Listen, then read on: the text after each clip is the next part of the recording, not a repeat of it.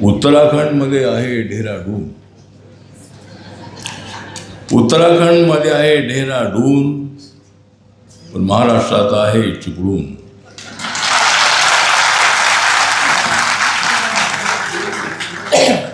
मला इथे ऐकायला मिळते झाडांच्या पानांची धूम. मला इथे ऐकायला मिळते झाडांच्या पानांची धूम. मी फिरून जाणार आहे आपल्या सर्वांची रूम.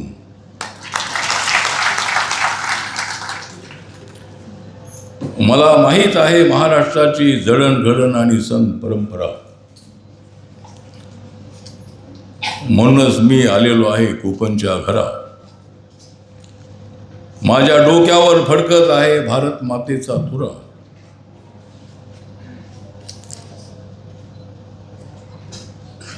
आणि मी पूर्ण करणार आहे कोकणवासियांचा प्रश्न पुरा.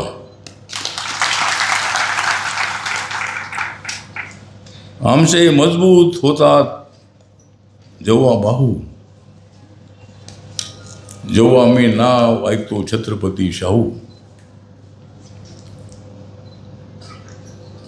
शिवरायाला आणि भीमरायाला आपण सर्वांनी मिळून पुष्पांजली वाहू, कारण आमच्या पाठीशी उभे आहे छत्रपती शाहू. तर आज इथे आमचे प्राध्यापक ज्ञानोबा कदम त्यानंतरच्या मुवमेंटमध्ये ते होते आणि त्यांनी सांगितलं की आम्ही घोषणा देत होतो की पोटात तुझ्या पेटली आग, ऊट दलिता तोफा डाग, लाठी गोली खाएंगे फिर भी आगे जाएंगे.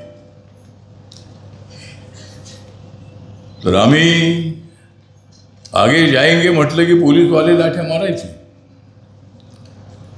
त्याच ठिकाणी थांबलो की लाठी चालत नव्हती. पण आंदोलनामध्ये अशा पद्धतीचे अनेक अनुभव आहेत. आणि आज इंडियन स्टुडंट काउन्सिल यांच्या वतीने राजश्री छत्रपती शाहू महाराज पुरस्कार सोहळा 2026 हा समारंभित आयोजित केलेला आहे. आपले भास्करराव जाधव हे शिवसेनेचे आमदार आहेत. कोण कधी कुठे जाईल काही सांगता येत नाही. मी सुद्धा काँग्रेस पक्षासोबत होतो. मी भाजप शिवसेनेसोबत जाईल असं कुणाला वाटत नव्हतं, पण मला वाटत होतं की त्यांच्यासोबत जायला पाहिजे. ठीक आहे, राजकारणामध्ये बदल होत असतात. भास्करराव जाधव अत्यंत खंबीर असणारे अशा पद्धतीचे ते आमदार आहेत. शिवसेनेचे उद्धव साहेबांच्या सोबत आहे. मी सुद्धा उद्धव साहेबांच्या सोबत होतो, पण मी त्यांना सोडून आलो. मग तुम्ही इकडे काय करता?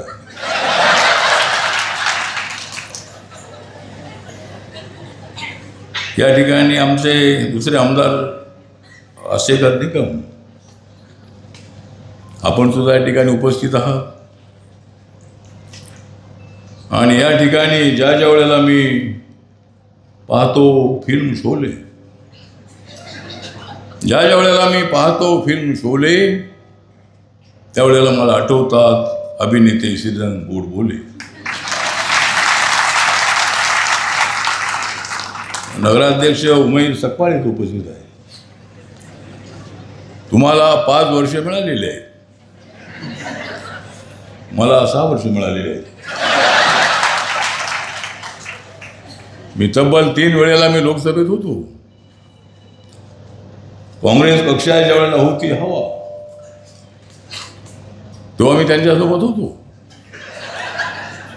आणि त्यांची हवा गेल्याबरोबर मी त्यांना सोडलं.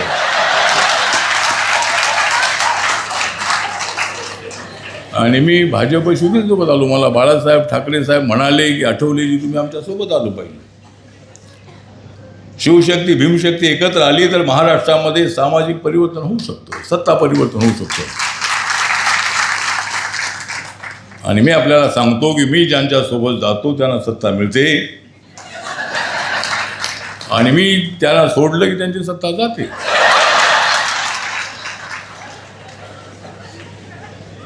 तर बाळासाहेब मला म्हणाले, मी अनेक लोकांना विचारलं, आमचे सगळे साहित्यिक जे होते विचारवंत होते त्यांना विचारलं की बाळासाहेबांचा असा प्रस्ताव आहे का, काय करू.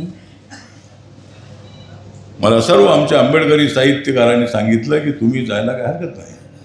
वैचारिक मतभेद असतील काय मुद्द्यावर, पण छत्रपती शिवाजी महाराज आणि बाबासाहेब आंबेडकरांचं स्वप्न साकार करण्यासाठी तुम्हाला शिवसेना भाजप सोबत जायला काय हरकत नाही. मग मी ठरवलं की मी तर जातो. आणि मी भाजप शिवसेनेबरोबर आल्यानंतर आपल्याला माहीत आहे की 2014 नरेंद्र मोदींचं सरकार तिकडे आलं दिल्लीमध्ये आणि या ठिकाणी आपल्या महायुतीचं सरकार आलं. तरी रिपब्लिकन पक्ष जो आहे छोटा पक्ष आहे, पण कुणाला निवडून आणायचं आणि कुणाला पाडायचं हे का माझ्याकडे असतो. त्यामुळं ठीक आहे, तर आपण सगळेजण इथं उपस्थित आहात. उपनगराध्यक्षा प्राध्यापिका रुपाली दांडेकर, अभिजित हेगसेड्डे, प्रशांत जोशी, स्वप्ना यादव, अपूर्वा मुलानी, डॉक्टर रोहित गायकवाड, प्रशांत यादव, आमचे जिल्ह्याचे RPIचे अध्यक्ष प्रीतम रुके, गौतम सोनवणे, रजनी महेशकर, सिद्धार्थ कासारे, प्रकाश मोरे, सचिनभाई मोहिते, राम सावरे, अशा पद्धतीचे अनेक मान्यवर या ठिकाणी उपस्थित आहेत. छत्रपती शाहू महाराजांचा आणि बाबासाहेब आंबेडकरांचे फार जवळचे संबंध होते. कोल्हापूरमध्ये छत्रपती शाहू राजांनी 1902 दलित असतील, मराठा असतील, OBC असतील, मुस्लिम असतील, त्या सर्वांना आरक्षण देण्याची भूमिका त्यांनी त्या काळामध्ये घेतली होती. आणि बाबासाहेबांच्या प्रयत्नाने त्या संविधान सभेने मान्यता दिल्यानंतर या देशामध्ये SC ST आरक्षण मिळालं. VP सिंग साहेब असताना त्यावेळेला OBC आरक्षण मिळालं. नरेंद्र मोदीजी प्रधानमंत्री झाल्यानंतर इकॉनॉमिक वेकर सेक्शनला EWS असं आरक्षण 10% मिळालेलं आहे. आता जरांगे पाटील साहेबांची मागणी आहे की आम्हाला आरक्षण द्या, पण आरक्षण 50%च्या पुढे जात नाही. आणि महाराष्ट्र सरकारने मात्र मराठा समाजाला 10% आरक्षण दिलेलं आहे. देवेंद्र फडणवीस यांच्या सरकारने आणि आपले एकनाथ शिंदे साहेब मुख्यमंत्री असताना. तर पण गरीब मराठ्यांना आरक्षण मिळालं पाहिजे ही भूमिका माझ्या पक्षाची आहे.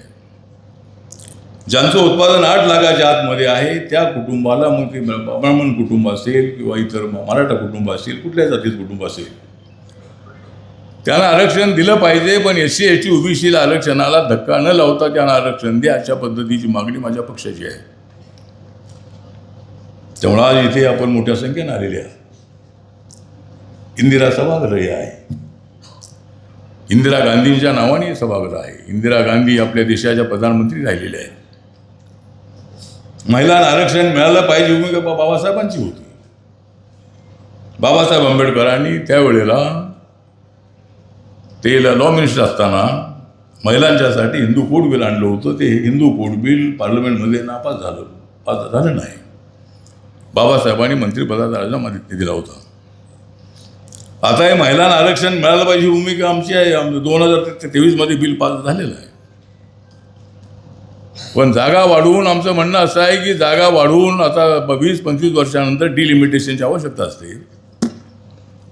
आणि आमचा प्रस्ताव असा आहे की सध्या पार्लमेंटच्या 543 जागा आहेत, त्याच्यामध्ये 273 जागा महिलांसाठी द्यायच्या आणि पार्लमेंटच्या 816 जागा करायच्या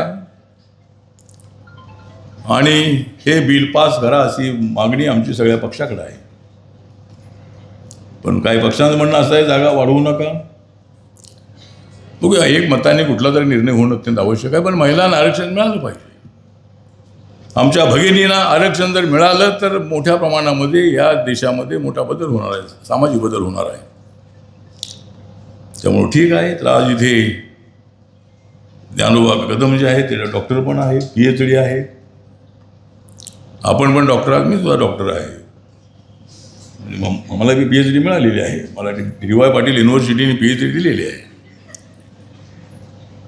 आणि आपण सगळेजण म्हणजे चिपळूणवरती माझं अनेक वर्षांपासूनचं प्रेम आहे. मी अनेक वेळेला इथं आलेलो आहे. रत्नागिरीमध्ये अनेक वेळेला आलेलो आहे. कोकणाशी माझा अत्यंत जवळचा संबंध आहे. त्यामुळं आज इथे मला ट्रेनी पकडायची आहे. अजूनही काही लोकांना बोलायचं आहे, काही लोकांना पुरस्कार द्यायचा आहे. त्यामुळं ज्ञानोबा कदम हे मुंबईला आले होते. त्याने आग्रह केला होता की मी या कार्यक्रमाला आलं पाहिजे आणि त्याप्रमाणे आज मी इथे आलेलो आहे. वेळ थोडा अपुरा आहे, पण आपण सर्वजण या कार्यक्रमाला उपस्थित आहात. राजेश्री शाहू महाराजांच्या नावाने दिला जाणारा पुरस्कार अत्यंत आगळावेगळा असा पुरस्कार आहे. राजेश्री शाहू महाराजांनी समाज अभिसरण केलेलं होतं. सगळ्या जातींना एकत्र आणण्याचा प्रयत्न केला होता. आणि बाबासाहेब आंबेडकरांनी सुद्धा राजेश्री शाहूंना आपला आदर्श मानलेला आहे. महात्मा ज्योतिबा फुलेंना बाबासाहेबांना आदर्श मानलेला आहे. छत्रपती शिवाजी महाराजांच्या बदल्यात आम्हाला प्रचंड आदर आहे. जवळच तिथून महाडला त्यांची राजधानी होती, रायगडमध्ये. तर आपण सर्वजण या ठिकाणी आलेले आहात. मी नरेंद्र मोदींच्या सरकारमध्ये गेल्या 10 वर्षापासून मी मंत्री आहे. पुढची 3 वर्ष तर मी मंत्री राहणारच आहे. आणि विरोधकांनी किती आम्हाला हरवण्याचा प्रयत्न केला तर आम्ही हरणार नाही. आपल्याला अधिकार आहे. लोकशाहीमध्ये कुणाला सत्तेवर यायचं तो अधिकार आपल्याला आहे. आपल्याला माहीत आहे की अटल बिहारी वाजपेयींचं सरकार एका मतात हरलं होतं, एकाच मतात हरलेलं होतं. त्यामुळे Indian democracy is the best democracy in the world अशा पद्धतीची चर्चा जगभरामध्ये आहे. त्यामुळे ठीक आहे. तर आपण सगळेजण इथं आलेले आहात आणि राजेश्री शाहू महाराजांच्या नावाने हा पुरस्कार दिला जातो आहे. अनेकांना पुरस्कार मिळालेला आहे. ज्यांना पुरस्कार मिळालेला आहे किंवा मिळणार आहे त्या सर्वांना मी शुभेच्छा तिथे देतो. आणि मला पुढं जायचं असल्यामुळं मी याच ठिकाणी थांबतो. जय भीम, जय भारत, जय महाराष्ट्र, जय कोकण.